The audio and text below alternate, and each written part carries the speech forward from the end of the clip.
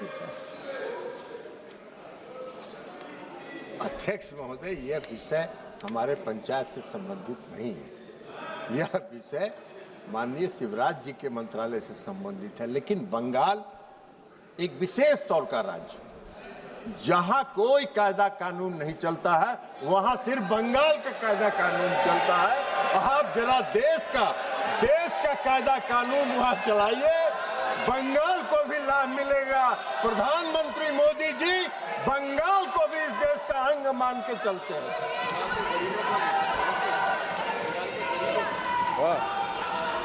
और बंगाल के और अध्यक्ष महोदय, बंगाल के गरीबों का हितैषी बंगाल की सरकार नहीं है। श्री अब्दुल रशीद शेख। सर, आपका शुक्रिया।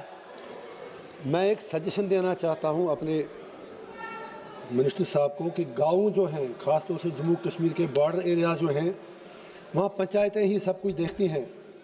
लेकिन एक रिक्वेस्ट हमारी है कि जो जंगल हमारे हैं, जंगलों में अरबों रुपए की लकड़ी पड़ी है, फॉरेस्ट डिपार्टमेंट पहुँच नहीं पाता है, नॉन अप्रोचेबल रोड से।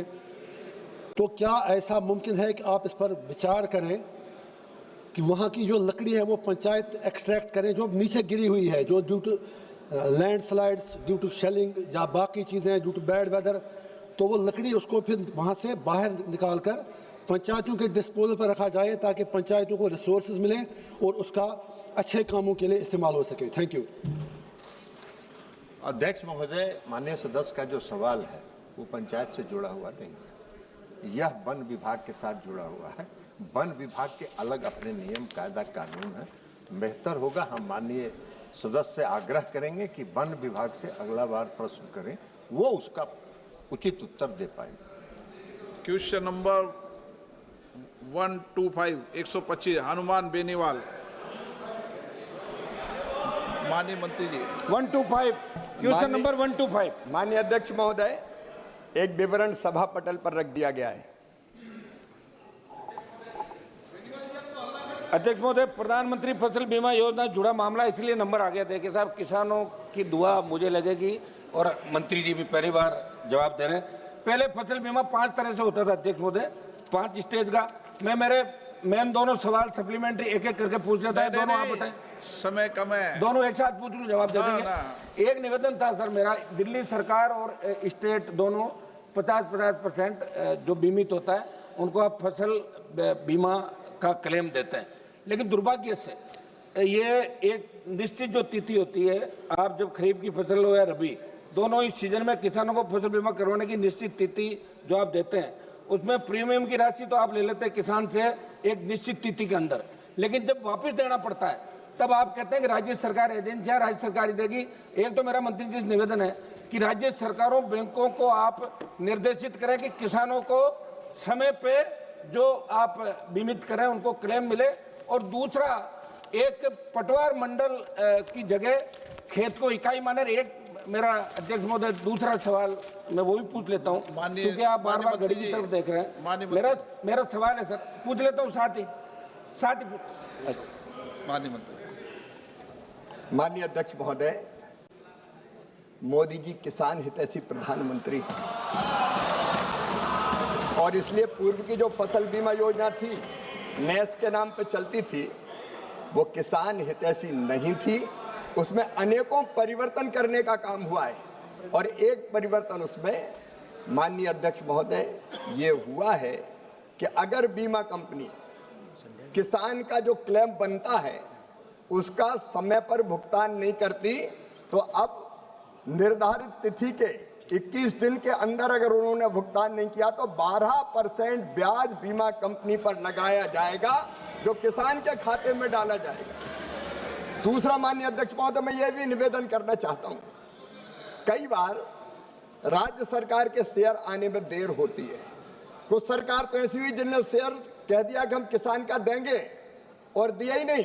जैसे आंध्र में जगन जी की सरकार थी तो मामला अटक गया था। अब हमने ये तय कर दिया कि राज्य सरकार अपना शेयर दे ना दे, केंद्र सरकार अपना शेयर डाल देगी, और राज्य सरकार भी शेयर देने में अगर देर करेगी तो 12% ब्याज उस पर भी लगेगा और किसान के खाते में वो डाला जाएगा।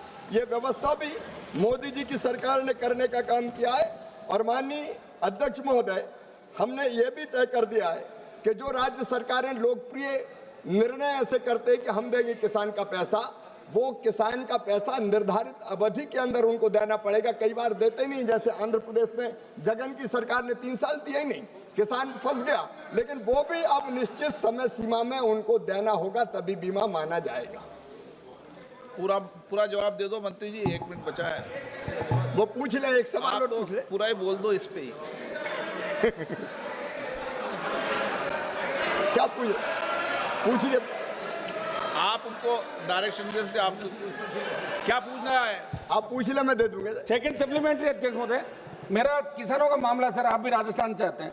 अध्यक्ष महोदय, मैं मंत्री जी से ये जानना चाहता हूं कि बीमा कंपनी ने सर्वेयर काफी कम संख्या में लगा रखे हैं और बिना सर्वेयर के अगर कहीं फसल खराब हो जाती है, पटवारी वगैरह कर देते हैं, तो अगर सर्वेयर की अनुपस्थिति में हुआ तो ये आदेश फरमाएं बिना, या तो सर्वेयर पूरे लगाए, अब गांव जहां स्थित बहुत कम संख्या के अंदर सर्वेयर है, तो इसको आप क्लियर करें सर।